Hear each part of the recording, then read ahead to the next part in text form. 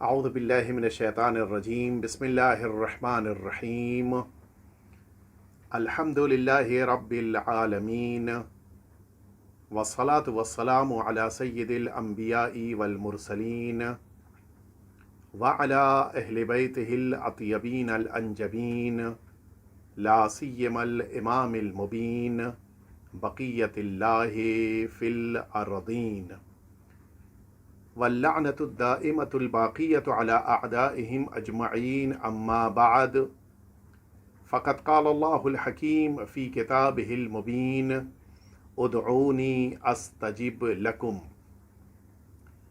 میرے محترم اور معزز ناظرین کرام، السلام علیکم ورحمۃ اللہ وبرکاتہ۔ ہم لوگوں نے جس گفتگو کا آغاز کیا تھا وہ اس عظیم اور بلند مرتبہ دعا سے متعلق ہے جو دعائے ابو حمزہ صومالی کے نام سے مشہور ہے۔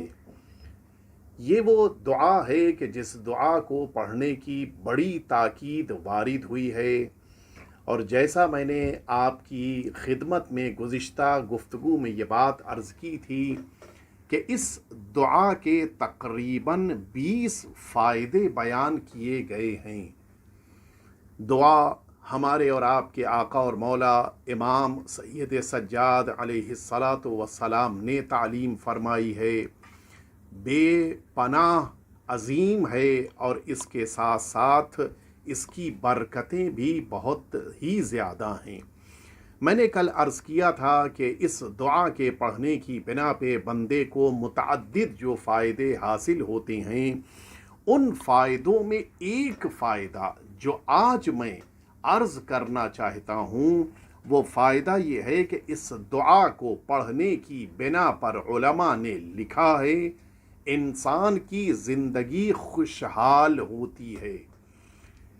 انسان کتنا فکر مند رہتا ہے کہ کون سا ایسا کام انجام دے کہ اس کی زندگی میں خوشیاں آ جائیں۔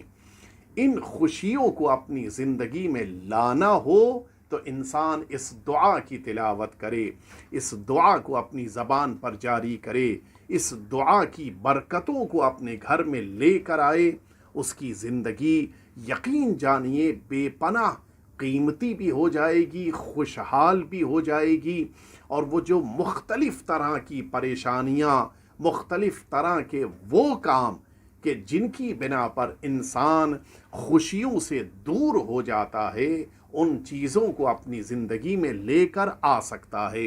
آئیے چلیے اس دعائے ابو حمزہ صومالی کی بارگاہ میں چلیں۔ امام نے، آقا نے، مولا نے اس دعا میں کتنی باتیں جو ایک انسان کے لیے معرفت کی دنیا میں ضروری ہیں، ان باتوں کو اس دعا میں پیش کیا ہے۔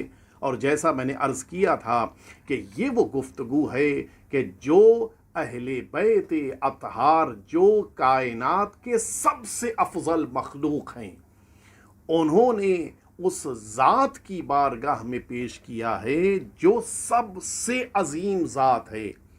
تو عظیم کے دہنے اتھر سے نکلے ہوئے فقرے جو عظیم کی بارگاہ میں جا رہے ہوں، اس درمیان اگر اس دعا کو ہم صرف اپنی زبان پر جاری ہی کر لیں تب بھی آپ یقین جانیں بے پناہ اللہ کی رحمتیں اور برکتیں ہمارے شامل حال ہو جائیں گی۔ ان دعاؤں کو اور اس طرح کی تمام دعاؤں کے پڑھنے کے لیے علماء نے لکھا ہے کہ انسان کی نیت یہ ہونی چاہیے کہ امام معصوم نے جس دعا کو تعلیم فرمایا ہے، میں ان کی پیروی کرتے ہوئے اس دعا کو پڑھ رہا ہوں، ورنہ بہت سارے اوقات وہ ایک بہرحال ایک تفصیلی گفتگو ہے، مجھے اس میں نہیں جانا ہے، لیکن بہت سارے اوقات انسان وہ جملے جو کہہ رہا ہو ان جملوں کو اپنی زندگی میں اتارنے کی کوشش نہیں کر پاتا، لہٰذا کبھی کبھی مشکلات کا سامنا ہوتا ہے، لہٰذا کوشش کرنی چاہیے معصوم کی بتائی ہوئی ان دعاؤں کو اس احساس کے ساتھ کہ امام نے تعلیم فرمایا ہے، لہٰذا مجھے اپنی زبان پر جاری کرنا ہے، اس دعا کو پڑھنا چاہیے۔ آئیے اس دعا کی بارگاہ میں چلیں۔ کل میں نے عرض کیا تھا کہ پہلا ہی فقرہ میرے آقا نے فرمایا کہ الہی لا تعذبنی بعقوبتک، اور اس کے بعد اگلا جملہ فرمایا تھا کہ ولا تمکر بی فی حیلتک، اور پھر مولا نے جملہ فرمایا تھا کہ من این لی الخیر یا رب ولا یوجد الا من عندک۔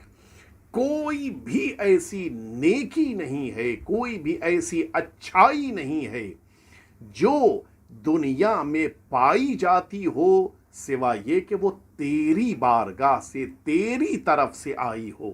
یعنی اس کے معنی ہے نیکی تب نیکی بنتی ہے جب اس کا رشتہ اللہ سے جڑ جائے۔ بہت سارے اوقات انسان یہ سوچتا ہے میں یہ اچھائی انجام دے لے جاؤں، میں یہ نیک کام کر لے جاؤں، مجھے اس کام کی توفیق مل جائے، لیکن کام رہ جاتا ہے اگر بندہ اپنی طرف نسبت دیتا ہے، لیکن وہی کام نیک بن جاتا ہے، وہی کام اچھا کہلاتا ہے جب اس کا رشتہ اللہ سے جڑ جائے۔ اللہ سے اگر رشتوں کو جوڑنا ہے اور اپنے کاموں کو اللہ کی طرف منسوب کرنا ہے تو اپنی نیتوں کو خالص کرنا ہوگا۔ پروردگار ہماری نیتوں کو اتنا پاک صاف کر دے کہ ہمارا کام تیری ذات کے لیے ہو۔ میدان محشر میں سب سے زیادہ لاچار وہ انسان ہوگا کہ جو اس دنیا میں کام تو بہت سے انجام دے کر گیا، لیکن جو ذات فائدہ اور ثواب دے سکتی ہے اس ذات کے لیے کیا نہیں، اور جن لوگوں کے لیے کیا تھا وہ میدان محشر میں کچھ عطا نہیں کر پائیں گے۔ لہٰذا انسان کو کوشش کرنی چاہیے اپنے سارے کام صرف اللہ کے لیے، وہ کام کہ جو خاص طور سے عبادت والے ہیں ان کاموں کو اللہ کے لیے انجام دینا چاہیے۔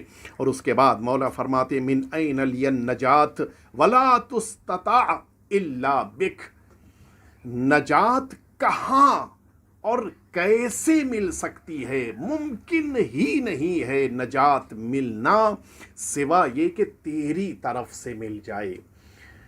آپ ذرا تصور کریں ایک سمندر کی گہرائی میں وہ انسان کہ جو پیراکی نہیں جانتا، سوئمنگ نہیں جانتا، وہ اس سمندر کی گہرائی میں ڈوب رہا ہے، نہ اس کو بچانے کے لیے کوئی کشتی آ رہی ہے، نہ اس کو بچانے کے لیے کوئی انسان سامنے آ رہا ہے، نہ اس کے پاس کوئی ایسا اور ذریعہ یا طریقہ ہے کہ وہ خود کو بچا سکے۔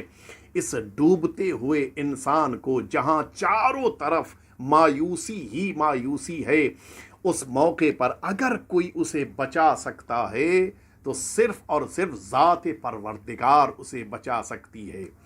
اسی لیے جس موقع کے اوپر ہمارے اور آپ کے چھٹے امام جعفر صادق علیہ الصلاۃ والسلام کی بارگاہ میں ایک دہریہ آیا تھا اور اس نے یہ کہا تھا کہ مجھے خدا کی ضرورت ہی نہیں ہے، کیوں میں خدا کو مانوں، میں تو دنیا میں موجود ہوں، مجھے خدا کی ضرورت کیا ہے۔ اس موقع کے اوپر مولا نے فرمایا تھا کہ جب پانی کی گہرائیوں میں تم ڈوب رہے تھے، کشتی ٹوٹ چکی تھی، تمہیں کوئی نجات دینے والا نہیں تھا، نہ کشتی چلانے والا، نہ کشتی، نہ کوئی اور انسان، کچھ بھی نجات کا ذریعہ نہیں تھا، لیکن تمہارے دل کے کسی گوشے میں یہ احساس پیدا ہو رہا تھا کہ اس وقت بھی مجھے کوئی بچا سکتا ہے۔ یہ جو احساس تمہارے اندر پیدا ہو رہا تھا، یہی وہ تمہارے اندر ایک فطری جذبہ ہے، یہ ایک نیچرل تمہارے اندر فیلنگ ہے جو تمہیں تمہارے پروردگار کی طرف متوجہ کرا رہی تھی۔ مشکلات میں گھرا ہوا انسان، سختیوں کے سمندر میں ڈوبتا ہوا انسان جانتا ہے ان سختیوں سے نجات مل سکتی ہے، ان مشکلات سے بچ سکتا ہے، ان سارے مصائب و آلام سے خود کو باہر نکال سکتا ہے۔ کون؟ تب نکالا جا سکتا ہے جب اس کا رشتہ اللہ سے جڑ جائے۔ مولا فرماتے من این لی النجات، کہاں سے مجھے نجات مل پائے گی؟ ولا تستطاع، اور نجات کا ملنا تو ممکن ہی نہیں ہے، الا بک، सिवा ये कि परवरदिगार तेरी तरफ से नजात आ जाए। क्या दुनिया में अल्लाह के अलावा किसी और की बारगाह में जाकर हम ये मुमकिन है कि ख़ुद को जहन्नम से बचा ले जाएं? क्या ये मुमकिन है कि हम अल्लाह की बारगाह में तो हाजिर न हो, किसी गैरुल्लाह की बारगाह में जाकर नजात यानी जन्नत की तरफ चले जाएं? मुमकिन नहीं है। सिवा अल्लाह के कोई नजात नहीं दे सकता। उसके बाद मौला फरमाते कि लल्लदी अहसना इस्तगना अन औनिका व रहमतिक। मौला, इस दुनिया में अच्छाइयाँ करने वाला, अच्छी तरह से ज़िंदगी गुजारने वाला, अच्छे अंदाज से उठने बैठने ज़िंदगी के मुख्तलिफ़ कामों को अंजाम देने वाला, ऐसा नहीं है कि वो तेरी मदद और तेरी रहमत से बेनियाज हो जाए। यानी इसके माना है, अगर वो अच्छा बना है तो तेरी मदद से, अगर वो अच्छा और नेक बना है तो तेरी रहमत की बिना पर। खुदारा, जब तेरी रहमत ने उसे अच्छा बना दिया, जब तेरी मदद की बिना पर वो कामयाब हो गया, तो फिर परवरदिगार मुझे भी उसी अंदाज में अपनी मदद और नुसरत और रहमत के ज़रिए से एक कामयाब इंसान बनने की तौफीक अता फरमा। उसके बाद फरमाते कि वलल्लदी असाअ वजतरा अलैक। और इसी तरह से अगर कोई एक ऐसा इंसान इस दुनिया में हो जो मुसलसल बुराइयां कर रहा हो, वजतरा अलैक, तेरे हुक्म के बावजूद तेरी मुखालिफत कर रहा हो, वलम युर्ज़िका, और तुझको राज़ी न कर रहा हो। ऐसे भी अफराद हैं बुराइयों पर बुराइयां भी अंजाम दे रहे हैं। ऐसे भी अफराद हैं जो अल्लाह के अहकाम की मुखालिफत कर रहे हों, अल्लाह को राज़ी करने के लिए आगे न बढ़ रहे हों। फरमाते मौला, ऐसा नहीं है कि खराजा मैं परवरदिगार खराजा अन कुदरतिक, परवरदिगार ये बुराइयां करने वाला, ये जुर्अतें करने वाला, ये तुझको राज़ी न करने वाला तेरी कुदरत के दायरे से बाहर निकल गया हो। मुमकिन नहीं है। वो इस रूए ज़मीन पर अगर उठ रहा है तो तेरी दी हुई ताकत के ज़रिए से, अगर वो सो रहा है तो तेरे लुत्फ़ व करम की बिना पर, अगर वो खा रहा है पी रहा है तो तेरे दिए हुए रिस्क की बिना पर, अगर वो ज़िंदगी गुजार रहा है तो तेरी अता करदा ज़िंदगी की बिना पर। वो तेरी कुदरत के दायरे से बाहर नहीं निकल सकता। इसके माना है परवरदिगार, जब वो तेरी कुदरत के दायरे से बाहर नहीं निकल सकता तो बुराइयां करने के बावजूद, तेरी मुखालिफतें करने के बावजूद उसका रिश्ता तुझसे जुड़ा हुआ है। परवरदिगार, अगर ये तेरे बारगाह से मंसूब है इन बुराइयों के बावजूद और तेरी कुदरत के तहत ज़िंदगी गुजार रहा है, तो ऐ मेरे परवरदिगार, ऐ मेरे रब, इस पर अपनी रहमतों को नाजिल फरमा। और उसके बाद फरमाते हैं, या रब्बी या रब्बी या रब। इस कलमे को मेरे आका ने इतनी देर तक अपनी ज़बान अतहर पर जारी फरमाया कि अबू हमज़ा सुमाली कहते हैं कि मौला या रब्बे या रब्बे या रब्बे या रब्बे या रब्बे मुसलसल कहते रहे, यहाँ तक के मौला की सांस वहाँ पर ठहर गई। यानी जब तक सांस एक इंसान का साथ दे, या रब्बे कहते रहना चाहिए। वजह क्या है, मैं वो रवायत भी अर्ज़ कर दूँ, फिर असल बात की तरफ आऊँ। हमारे आका और मौला इमाम मोहम्मद बाक़िर अलैहिस्सलातु वस्सलाम का इरशाद गिरामी क़द्र है कि कान अबी युलिह फ़ी दुआ यक़ूल या रब्बी हत्ता यनक़ति अन नफ़स सुम्मा यऊद। मौला फरमाते कि मेरे बाबा जिस मौके के ऊपर दुआ की उस घड़ी में, दुआ के उस मरहले में आ जाएं कि अब वो अल्लाह से अपनी ख़ास दुआ को पेश कर रहे हों, ऐसे मौके पर बड़े आजिज़ाना इल्तिमास करते हुए, बड़ी ही आजिज़ाना शक्ल में मौला फरमाते हैं कि मेरे बाबा अल्लाह की बारगाह में या रब्बे इतनी दफ़ा कहते थे कि उनकी एक सांस उनका साथ दे।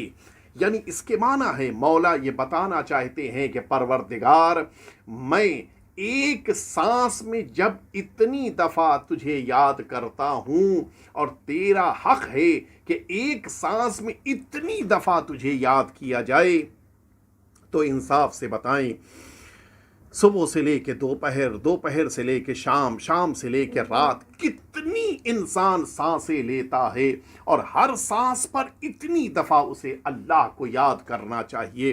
یعنی مطلب یہ ہے، مقصد یہ ہے کہ پروردگار حق تیرا کہیں زیادہ ہے کہ تجھے یاد کیا جائے، لیکن اس حق کو ہم ادا نہیں کر پاتے، اس حق کو ہم مکمل طور کے اوپر پورا نہیں کر پاتے۔ پروردگار ہم یقیناً تیرے بندے ہیں، ہمارا یقیناً تجھ سے رشتہ ہے۔ یہ سانس کا ہمارے وجود میں جانا اور سانس کا ہمارے وجود سے باہر نکلنا، یہ سانس کا اندر جانے کے بعد ہمارے ان پھیپھڑوں میں اس طرح سے داخل ہونا کہ ہماری زندگی اس سے سنور جائے، سنبھل جائے، اور پھر ہمارے وجود سے اس سانس کا باہر نکل جانا اس طرح سے کہ جتنی ضرورت تھی اتنی لے لی جائے اور جو اضافی ہے اسے باہر دے دیا جائے، یہ انداز بتا رہا ہے کہ پروردگار تیرا حق ہماری گردنوں پر بے پناہ ہے۔ ہم تو اس حق کو سمجھ بھی نہیں سکتے، ہم تو اس حق کو پہچان بھی نہیں سکتے، اور اسی لیے جب انسان اللہ کی بارگاہ میں دعا کر رہا ہو، چاہتا ہو کہ پروردگار اس کی دعا کو قبول کر لے، روایتوں میں ہے کہ انسان کو یہی کلمہ یا رب یا رب یا رب اتنی دفعہ کہنا چاہیے کہ اچانک جب بندہ یا رب کہہ رہا ہو، ادھر سے بارگاہ رب العزت سے آواز آئے، لبیک یا عبدی، اے میرے بندے بتا تو کیا چاہتا ہے۔ وہ مرحلہ جہاں پر بندہ خود اللہ سے مانگے اور وہ مرحلہ جہاں پر بندہ خود بندے سے پوچھ لے کہ کیا چاہتے ہو، دونوں میں بہت فرق ہے۔ اگر عام حالتوں میں چاہتا ہے کہ اللہ تک اپنی بات پہنچائے تو عام انداز میں دعا کرے، لیکن اگر یہ چاہتا ہو کہ اللہ اس سے پلٹ کر پوچھے کہ میرے بندے تجھے کیا چاہیے ہے، بتا، میں تیرے پاس موجود ہوں، ایسے موقع کے لیے انسان کو یا رب یا رب یا رب اس کلمے کو اپنی زبان پر جاری کرنا چاہیے۔ دعائے کمیل سرکار امیر المؤمنین حضرت علی ابن ابی طالب علیہ السلام کی تعلیم کردہ ہے۔ اس دعا میں بھی آقا نے یا رب کو کئی دفعہ اپنی زبان پر جاری کرنے کے لیے طریقہ بیان فرمایا۔ وجہ یہی ہے، اے انسان اگر چاہتا ہے کہ اللہ تمہاری طرف متوجہ ہو جائے، اس کلمہ یا رب کو اپنی زبان پر جاری کرنا چاہیے۔ یا رب در واقع یا ربی ہے، مراد یہ ہے کہ اے میرے پالنے والے، اے میری پرورش کرنے والے، اے مجھے عطا کرنے والے، اے مجھے زندگی کی ساری ضرورتوں کو دے دینے والے۔ آپ انصاف سے بتائیں، آپ جتنی چیزیں، جتنے کلمات استعمال کرتے ہیں، آپ کہتے ہیں یا خالق، اے میرے پیدا کرنے والے، اس کا معنی اور مفہوم بھی یا رب میں چھپا ہوا ہے۔ آپ کہتے ہیں یا رازق، یہ جو رزق دیتا ہے وہی تو رب اور پروردگار ہے، وہی تو پرورش کرتا ہے اور وہ جانتا ہے کہ کتنا رزق دینا ہے۔ یا رازقوں کا مفہوم بھی یا رب میں چھپا ہوا ہے۔ جب یا باسطوں کہتے ہیں، اے کہ جس کا ہاتھ بہت زیادہ کھلا ہوا ہے اور عطا کرتا ہے، وہ مفہوم بھی یا رب کے اندر چھپا ہوا ہے۔ جس موقع کے اوپر بندہ آواز دیتا ہے یا کریم، وہ کرم بھی یا رب کے اندر چھپا ہوا ہے۔ جب بندہ کہتا ہے یا رحیم، تو وہ یا رحیم کے معنی بھی یا رب کے اندر چھپے ہوئے ہیں۔ جب بندہ کہتا ہے یا جبار، تو اس کے معنی بھی اس یا رب کے اندر چھپے ہوئے ہیں۔ جب بندہ آواز دیتا ہے یا عفو، तो ये इसके माना भी या रब्बे के अंदर छुपे हुए हैं। मैं एक जुमले में अपनी बात को आपके खिदमत में मुकम्मल करूं कि आप अगर तवज्जो फरमाएं, वो जो वलिल्लाहिल अस्माउल हुस्ना, परवरदिगार ने आवाज़ दी कि अल्लाह के लिए अच्छे अच्छे नाम हैं, फदऊहु बिहा, उन नामों से अल्लाह को याद किया करो, उन नामों से अल्लाह को पुकारा करो, उन नामों से परवरदिगार की बारगाह में आकर तुम अपनी बात कहा करो। वो सारे कलिमात का अगर एक जुमले और एक लफ्ज़ में निचोड़ करते हुए इंसान उस एक लफ्ज़ को अल्लाह की बारगाह में पेश करना चाहे तो उसे या रब्बे अपनी ज़बान पर कहना चाहिए, ऐ मेरे पालने वाले, ऐ मेरे रब। ये वो कलिमा है जो तमाम मानी को अपने अंदर छुपाए हुए है। लिहाजा सबसे ज़्यादा कीमती जुमला मकाम मुनाजात में इस या रब्बे को करार दिया गया है। और अंबिया कराम की दुआएं भी अगर आप कुरान मजीद उठा कर देखें, उन दुआओं में भी परवरदिगार की बारगाह में जब अंबिया ने दुआ की है तो इसी रब के ज़रिए से, औलिया ने दुआ की है तो इसी रब के कलिमे के ज़रिए, हत्ता पैगंबर इस्लाम ने दुआ की है इसी रब कलमे के ज़रिए से, रब्बे ज़िदनी इल्मा। इसी तरह से हुजूर अकरम ने ये जुमला भी अपनी ज़बान पे जारी फरमाया, रब्बिरहमहुमा कमा रब्बियानी सगीरा। इसी तरह से वो जुमला कि जिस जुमले के लिए सरकार सैयदुश्शुहदा की तरफ निस्बत के आका ने ये जुमला फरमाए कि रब्बि औज़िअनी अन अशकुर निअमतकल्लती अनअमत अलैया व अला वालिदै व अन अअमला सालिहन तर्दा व अस्लिह ली फी ज़ुर्रियती इन्नी तुब्तु इलैक व इन्नी मिन्नी मिनल मुस्लिमीन। इस तरह की मुतअद्दिद दुआएं कुरान मजीद में शुरू होती हैं तो या रब के ज़रिए से या फ़कत कलिमे रब के ज़रिए। इस कलिमे रब को अपनी ज़बानों पर हमें जारी करना चाहिए। इस कलमे के ज़रिए से अल्लाह से अपने रिश्ते को मजबूत करना चाहिए। अगर हमारा रिश्ता मेरे परवरदिगार से कवी हो जाए तो आप यकीन जानें दुनिया भी कामयाब हो जाए, आखिरत भी कामयाब हो जाए। उसके बाद बड़ा ही मानिकतुल आरा जुमला मेरे आका ने फरमाया, मौला फरमाते कि बेका अरफ्तुका, ऐ मेरे परवरदिगार, ऐ मेरे अल्लाह, हमने तुझे खुद तेरी ज़ात के ज़रिए पहचाना है। मामूलन दुनिया में इंसान किसी शख्स को पहचानता है किसी दूसरे के ज़रिए से। मैं सिर्फ दुनिया की मिसाल इसलिए दे रहा हूँ ताकि हमारे जहन मुतवज्जे हो जाएं। मसलन हम लोग अगर किसी शख्स के बारे में मालूम करना चाहें कि वो कैसा है तो उसके बारे में किसी थर्ड पर्सन से पूछेंगे कि बताओ ये कैसा है। अब वो थर्ड पर्सन जैसा बता दे वैसा ही ये इंसान हमारे जहन में करार पाएगा। वो कह दे अच्छा है हम इसे अच्छा मान लेंगे, वो कह दे बुरा है हम इसे बुरा मान लेंगे। लेकिन इरफान और पहचान का सबसे अजीम मरहला ये होता है कि इंसान उस ज़ात को खुद उसके ज़रिए से पहचाने। मौला यहाँ पर यही फरमा रहे हैं कि बेका अरफ्तुक, ऐ मेरे परवरदिगार, मैंने तुझे खुद तेरे ज़रिए से पहचाना है। जब मैंने महसूस किया मुझ पर रहमतें आ रही हैं, मुझ पर बरकतें आ रही हैं, मुझ पर करम अल्लाह का आ रहा है, मैंने करम देने वाले को पहचाना, मैंने रहम करने वाले को पहचाना, मैंने बरकतें अता करने वाले को पहचाना। इसके माना है खुदा को खुद खुदा के ज़रिए पहचाना। सबसे बड़ा इंसान का कमाल यही होता है, किसी पहचानवाने वाले के ज़रिए से नहीं पहचाना बल्कि खुद खुदा के ज़रिए से हमने अल्लाह को पहचाना है।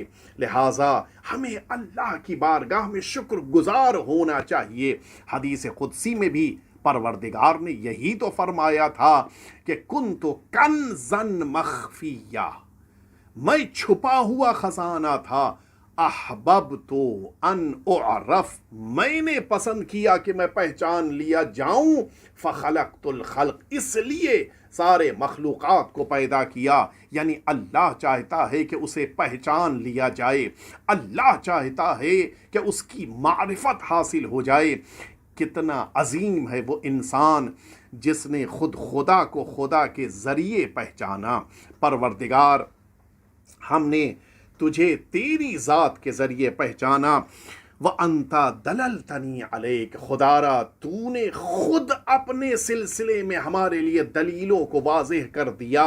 व दाऊतनी इलैक, और खुदारा क्या इससे बड़ा कोई करम हो सकता है कि खुद तूने ही हमें अपनी तरफ बुलाया। चाहता तो किसी और के पास भेज देता, चाहता तो किसी और के हवाले कर देता, चाहता तो कहीं और गुमराहियों में ढकेल देता, लेकिन ये तेरा करम है मेरे परवरदिगार। तूने बुलाया तो अपनी तरफ बुलाया, पुकारा तो खुद पुकारा। अगर मुझे दावत दी तो अपनी तरफ दावत दी, ताकि हमें नजात मिल जाए, ताकि हमें कामयाबी मिल जाए, ताकि हमारी दुनिया भी संवर जाए और हमारी आखिरत भी संवर जाए। परवरदिगार, जब तूने इतनी ज़्यादा रहमतें हम पर नाजिल की हैं, तो इन रहमतों को, इन मारिफतों को, इन सारे करमों को परवरदिगार हमारे लिए हमेशा करार फरमा। आइए चलिए परवरदिगार की बारगाह में दुआ करें। इलाही बिहक़्क़ ज़हरा व अबीहा व बालिहा व बनीहा व सिर्रिल मुस्तौदअ फ़ीहा अन तुसल्लिया अला मुहम्मद व आली मुहम्मद।